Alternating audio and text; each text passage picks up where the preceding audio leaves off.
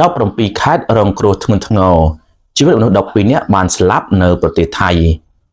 ថៃកំពុងស្ថិតនៅក្នុងស្ថានភាពអាសន្នហើយគ្រោះទឹកជំនន់ដ៏មហន្តរាយដែលបានកើតឡើងជាយថាហេតុបានវាយប្រហារប្រទេសទាំងមូលក្នុងទំហំដ៏គួរឲ្យភ្ញាក់ផ្អើលរបាយការណ៍ចុងក្រោយពីនាយកដ្ឋានបង្ការនិងកាត់បន្ថយគ្រោះមហន្តរាយថៃនៅថ្ងៃសៅរ៍ទី4ខែតុលាបានបង្ហាញសោកនាដកម្មដ៏ធ្ងន់ធ្ងរមួយនេះតួលេខដ៏គួរឲ្យតក់ស្លុតគិតត្រឹមម៉ោង6ព្រឹកថ្ងៃទី4ខែតុលាខេត្តចំនួន17ទូទាំងប្រទេសត្រូវបានរាយការណ៍ថារងគ្រោះដោយសារទឹកជំនន់គ្រួសារជាង 10,000 គ្រួសារដែលស្មើនឹងមនុស្សប្រមាណជា 34,1356 នាក់កំពុងរងផលប៉ះពាល់យ៉ាងខ្លាំងហើយអ្វីដែលគួរឲ្យសោកស្ដាយបំផុតនោះគឺមនុស្ស12នាក់បានបាត់បង់ជីវិតនេះគឺជាការបាត់បង់ដែលមិនអាចយកអ្វីមកជំនួសបាននោះឡើយខេត្តដែលរងគ្រោះជាប់គាំងនៅក្នុងចំនួនដ៏អាក្រក់រួមមានដូចជាខេត្តអូត្រាឌីតពិសណុលោកភិច្ឆាប៊ុនសខោតីភិឈិតនគរសវណ្ណឧทัយធានីឆៃណេតសិង្ហបុរីអាន់ថនសុផានបុរីអយុធ្យាបឋមធានី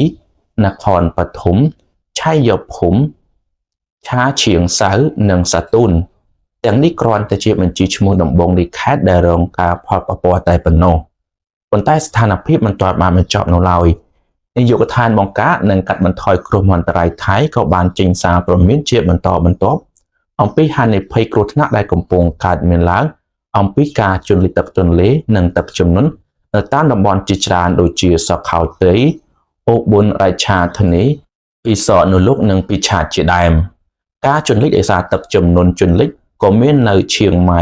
ឡំផុននគរសវណ្ណរហូតដល់អយុធ្យាសារ៉ាបុរីនិងនគរបឋមហើយអ្វីដែលมันអាចមើលរំលងបានគឺទឹកជំនន់នៅតំបន់ឆ្នេរដែលបានគម្រាមកំហែងដល់ខេត្តនៅជាប់ឆ្នេរជាច្រើនដូចជាចន្ទបុរីរយ៉ងបាងកករហូតដល់ជប៉ុនពូកេតនិងក្រាប៊ីតំបន់ទាំងមូលនៃប្រទេសថៃកំពុងស្ថិតនៅក្រោមសម្ពាធទឹកហើយហានិភ័យដ៏ធំបំផុតនៅពេលនេះគឺស្ថិតនៅកណ្ដាលប្រទេសតែម្ដងគឺទំនប់ចៅប្រយ៉ាដែលកំពុងប្រឈមមុខនឹងកម្រិតទឹកដ៏ខ្ពស់យោងតាមការគ្រោងទុកទំនប់ចៅប្រយ៉ានៅបង្កើនការបញ្ចេញទឹករហូតដល់ 2,700 ម៉ែត្រគូបក្នុង1វិនាទីធៀបនឹង 2,500 ម៉ែត្រគូបក្នុង1វិនាទី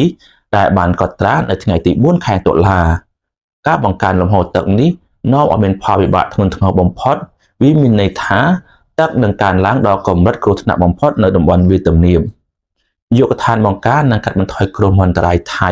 ក៏បានចេញការព្រមានជាបន្តបន្ទាប់ទៅកាន់សហគមន៍នៅក្បែរទន្លេដូចជានំថាបុរីផាធំធានីអង្គថនអយុធ្យា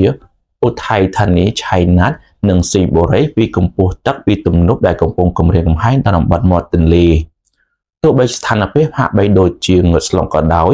ក្រុមជួយសង្គ្រោះបន្ទាន់កំពុងធ្វើការទាំងថ្ងៃទាំងយប់នាយកដ្ឋានបង្ការនិងកាត់បន្ថយគ្រោះមហន្តរាយថៃបានបញ្ជូនសារដាស់តឿនគ្រាអាសន្នតាមប្រព័ន្ធទូរស័ព្ទដោយសហការជាមួយប្រតិបត្តិការទូរស័ព្ទចល័តធំដូចជា AIS True និង NT ដើម្បីធានាថាសារព្រមានបន្ទាន់ទៅដល់ដៃប្រជាពលរដ្ឋដែលរងគ្រោះផលប៉ះពាល់គ្រប់គ្នាឲ្យបានទាន់ពេលវេលាអាជ្ញាធរថៃក៏បានណែនាំដល់ពលរដ្ឋដែលរស់នៅក្នុងតំបន់ប្រឈមសូមតាមដានរាល់ព័ត៌មានផ្លូវការពីនាយកដ្ឋានបង្ការនិងកាត់បន្ថយគ្រោះមហន្តរាយនិងអាជ្ញាធរមូលដ្ឋាននិងសូមកុំប្រថុយឆ្លងកាត់ទឹកជំនន់ទោះបីមើលថាស្ថានភាពមិនជ្រៅ